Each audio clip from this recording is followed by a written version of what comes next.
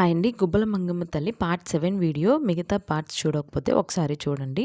ఇలాగ full water flow ఉంటదండి. అక్కడ మాత్రం లోపలికి వెళ్ళి అంటే లోపలికంటే పూర్తిగా లోపలికి వెళ్ళనివ్వరండి. కొంచెం యువతలే ఉండి ఆ దేవతని దండం పెట్టుకోవాలి.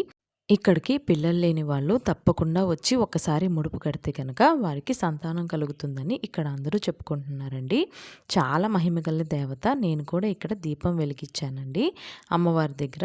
చాలా ప్రశాంతంగా ఉందండి టెంపుల్ మాత్రం. 4 ఇయర్స్ బ్యాక్ వచ్చినప్పుడు కన్నా ఇప్పుడు ఇంకా డెవలప్ అయ్యింది. అలాగే ఈ టెంపుల్ ఈవినింగ్ 5 అయితే మాత్రం మూసేస్తారండి. ఎవరిని కూడా ఉండనివ్వరంట. మేము వెళ్ళింది సండే కాబట్టి చాలామంది జనం ఉన్నారండి.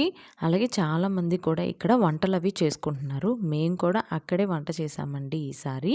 లాస్ట్ టైం చూసాము కాబట్టి ఈసారి మేము చేసాము. చికెన్ అలాగే పరమన్నం, ఇక్కడ రైస్ కూడా చేసామండి. ఇక్కడ మామిడి చెట్ల కింద చక్కగా ఇలా వండుకొని తింటే చాలా బాగుందండి.